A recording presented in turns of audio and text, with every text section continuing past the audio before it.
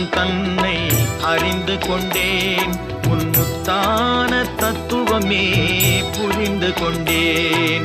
முருகா உன் குணம் தன்னை அறிந்து கொண்டேன். உன் முத்தான தத்துவமே புரிந்து கொண்டேன்.